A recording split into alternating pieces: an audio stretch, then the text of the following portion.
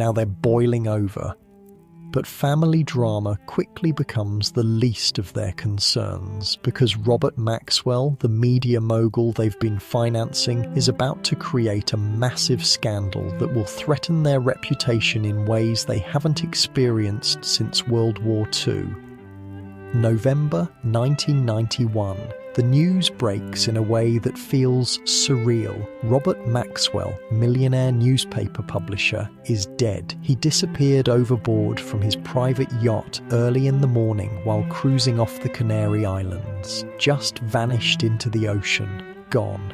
At first, people assume it's an accident. Tragic but straightforward. A guy fell off his boat at night. These things happen, but then the investigations start, and what they uncover is so much worse than anyone imagined. Maxwell had been stealing from his employees' pension funds, not skimming a little here and there, hundreds of millions. He'd been taking money that workers had saved for their retirement, money they'd earned through years of labour, and using it to prop up his failing business empire and maintain his luxurious lifestyle. The yachts, the mansions, the private jets, all of it funded partly by money that wasn't his, money that belonged to regular people who trusted their employer. When you really sit with that, it's hard to wrap your head around the scale of the betrayal. These weren't investors who knew the risks. These were employees who had their pensions automatically deducted from their paychecks. They trusted the system. They believed their retirement was safe. And Maxwell just helped himself to it like it was his personal piggy bank. The investigations intensify. Forensic accountants start digging through Maxwell's finances, and the more they dig, the worse it looks. The shell companies, the offshore accounts, the creative accounting. The whole thing was a house of cards that Maxwell had been desperately trying to keep standing by stealing from anyone and everyone he could. His death itself becomes suspicious. Did he fall? Did he jump? Was he pushed? There's a line between suicide and accident that's less clear than we like to think. Maxwell knew his empire was collapsing. He knew the investigations were closing in. He knew what was coming. Some people think he killed himself rather than face the consequences. Others think it was a genuine accident, that he was drunk or distracted and just fell overboard. A few conspiracy theories suggest he was murdered, though by who and why depends on which theory you're reading.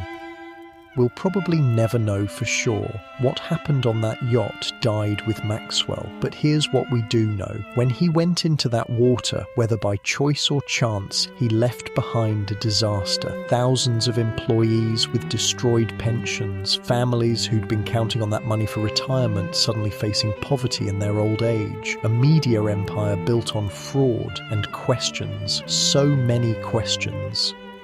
For the Rothschilds, this is a nightmare. They weren't directly involved in the pension fund theft. There's no evidence they knew what Maxwell was doing, but they'd been financing him. They'd lent him money. They'd vouched for him by association. When you're in business with someone, especially as their banker, their scandals become your scandals. Their reputation problems become your reputation problems. The Rothschild name, which had survived revolutions and wars and economic crashes, gets tainted by association with a con man. People start asking uncomfortable questions. How much did the Rothschilds know? Should they have known? Were they negligent? Did they look the other way because Maxwell was profitable? The truth is probably simpler and less dramatic. Maxwell was good at fraud. He'd been doing it for years without getting caught. He maintained the appearance of success. The financial statements looked fine. The businesses seemed profitable. And the Rothschilds, like everyone else Maxwell fooled, took him at face value. But that's not a satisfying answer. People want someone to blame besides the dead guy. For Sir Evelyn de Rothschild, this whole scandal reinforces everything he's been arguing about the bank's future. This is exactly why discretion matters, why privacy matters, why you can't chase growth for growth's sake, why you need to be careful about who you do business with. Why the old ways, the conservative ways, exist for a reason. If the bank had been public, if they'd had outside shareholders demanding quarterly growth, if they'd been under constant pressure to find new clients and new deals, maybe they would have been less careful about Maxwell. Maybe they would have ignored warning signs in pursuit of profit. But as a private bank, controlled entirely by family, they can afford to be selective. They can afford to learn from mistakes without destroying shareholder value. Sir Evelyn doubles down on his vision. The bank will remain private. The bank will remain family-controlled. They'll be more cautious about clients going forward. They'll maintain the discretion that elite clients expect. They won't chase headlines or try to be the biggest bank. They'll be the most trusted bank for a certain type of client. That's the strategy. But NM Rothschild and Sons in London is just one piece of a much larger puzzle now. The Rothschild family has branched out in ways that would shock Mayer Amschel if he could see it. By the early 2000s, and definitely by the 2020s, the family's interests span way beyond traditional banking. Investment banking? Sure. That's still there. Managing wealth for ultra-rich clients? That's still a core business, but also private equity, buying companies, restructuring them, selling them for profit, asset management, handling investment portfolios, advisory services for mergers and acquisitions, philanthropy. The Rothschilds have foundations and charitable organizations doing work around the world. The original banking houses that Mayer Amschel's sons established, the ones in Paris, Frankfurt, Vienna, London and Naples, they've all adapted to survive. Some merged, some closed, some transformed into something barely recognizable from their origins. But the Rothschild name persists across multiple entities and businesses. In Paris, the Rothschild Bank reinvented itself after World War II. It's not the same institution James ran in the 1800s. It couldn't be. The world changed too much, but it's still operating, still serving clients, still part of the family's financial network.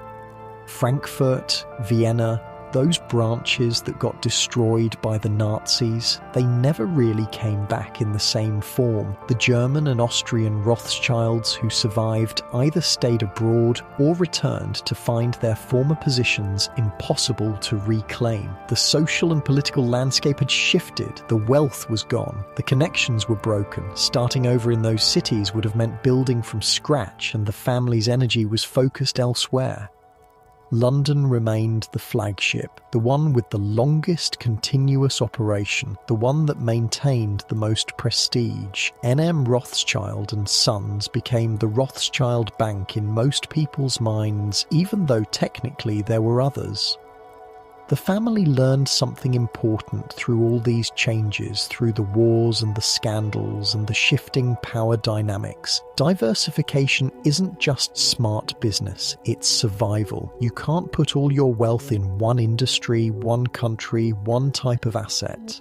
The world is too unpredictable. What seems unshakable today can collapse tomorrow. What seems worthless today might be invaluable tomorrow.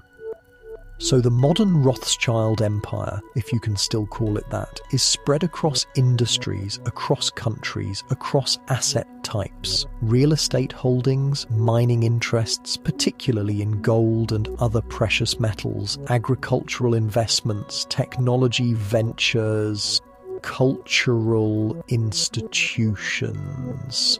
The family isn't putting all their chips on banking anymore because banking alone isn't enough to guarantee long-term prosperity. This is actually a return to fundamentals in some ways. Mayer Amschel didn't just stay in one business. He pivoted from textiles to coins to banking because he followed the opportunity. He adapted to what worked. The modern family is doing the same thing. They're following opportunities wherever they appear. They're adapting to modern markets. They're not tied to the past just because that's how great-great-great-grandpa did it. But here's something that hasn't changed: the importance of information. Back in the 1800s, the Rothschilds dominated because they had the fastest communication network in Europe. They knew things before their competitors. They could act on information while others were still learning the news. That advantage made them rich. In the modern world, information moves instantly. Everyone has access to news at the same time. You can't gain an edge through carrier pigeons anymore. The internet made that obsolete. So how do you maintain an information advantage when information is everywhere? You focus on different kinds of information, not public news. Everyone has that. You focus on relationships, on insights, on understanding markets and trends before they're obvious, on knowing people who know things, on being connected to networks where information flows before it becomes public. It's a more subtle game than it used to be, but it's the same fundamental principle. Know things others don't. Act on what you know. The Rothschilds still have those networks, generations of relationships with powerful families, with governments, with institutions. That's worth more than carrier pigeons ever were. You can't download that from the internet. You can't buy access to those circles. You inherit it or you build it over decades. The Rothschilds have both. This is why elite banking still works for them, why they can charge premium fees, why clients keep coming back. It's not just about moving money. Anyone can move money now. It's about access, about discretion, about relationships, about knowing who to call when you have a problem that money can solve, but publicity would make worse. That's what you're paying for. Think about it. If you're a billionaire with a complicated problem, you don't go to a retail bank. You don't even go to most investment banks. You go somewhere that's been dealing with complicated problems for ultra-wealthy clients for over 2 centuries. Somewhere that's seen every situation before. Somewhere that knows how to keep quiet. That's the Rothschild value proposition in the modern world. Unlike your comfortable bed right now, soft and safe and yours, the Rothschilds spent generations never feeling entirely safe, always knowing their wealth could be seized, their property confiscated, their lives threatened. Even at the height of their power, there was always risk, always enemies, always people who resented their success and wanted to take it away. That insecurity, paradoxically, made them better at preserving wealth. When you know everything could disappear tomorrow, you plan differently. You diversify aggressively. You maintain multiple safe havens. You don't get complacent. Comfort breeds carelessness. Fear breeds preparation.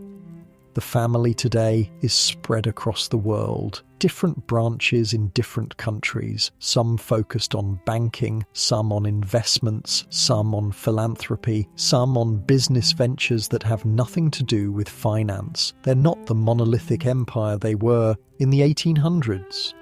They're more like a constellation of successful families connected by a shared name and history.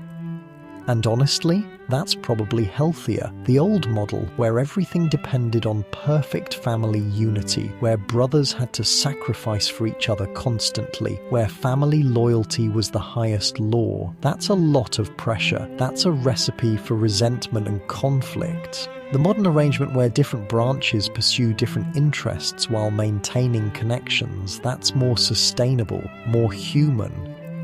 Some Rothschilds still work in banking, some don't. Some are actively involved in the family businesses, some aren't. Some are famous, some live private lives far from the spotlight. They're allowed to be individuals now, not just representatives of the dynasty. That's progress, even if it means less coordination than Meyer Amschel would have wanted. The banking industry itself has transformed beyond recognition. The megabanks that emerged in the 1980s and 90s got even bigger, too big to fail, as the saying goes. When the 2008 financial crisis hit, governments had to bail out banks because letting them collapse would have taken down entire economies. That's a level of systemic importance that's both powerful and dangerous. The Rothschild banks stayed smaller, stayed private, stayed focused on their niche, and when 2008 happened, when the financial system nearly imploded, they weren't the ones needing government bailouts. They weren't the ones making headlines for risky behavior. They just quietly continued serving their clients and weathered the storm. Boring is sometimes better. Conservative is sometimes smarter. This is what Sir Evelyn understood back in the 1980s when he was fighting with his cousin Jacob, growing for growth's sake, taking on risks to compete with megabanks, losing family control. Those strategies might produce bigger numbers in the short term, but in the long term, in the really long term, like centuries long term, staying true to your core principles, maintaining control, being selective about clients and risks, that's how you survive. The Rothschild family isn't the richest family in the world anymore. They're not even close. There are tech billionaires now who have more money than the entire Rothschild family combined. The Waltons from Walmart, the Kochs from oil and chemicals, the Mars family from candy, Saudi princes, Chinese real estate tycoons. When you look at lists of the world's richest families, the Rothschilds don't even crack the top 10. But they're still here, still operating, still influential in certain circles after over 250 years through wars and revolutions and economic crashes and everything else. They're still around. How many family businesses last that long? How many family names maintain prominence for a quarter millennium? Almost none. That's the real achievement, not the peak wealth, the longevity. There's this thing that happens with wealth, especially when you inherit it rather than build it yourself. You start thinking in quarters, maybe years if you're being strategic. What's my return this year? How much did my portfolio grow? Am I beating the market? It's short-term thinking, disguised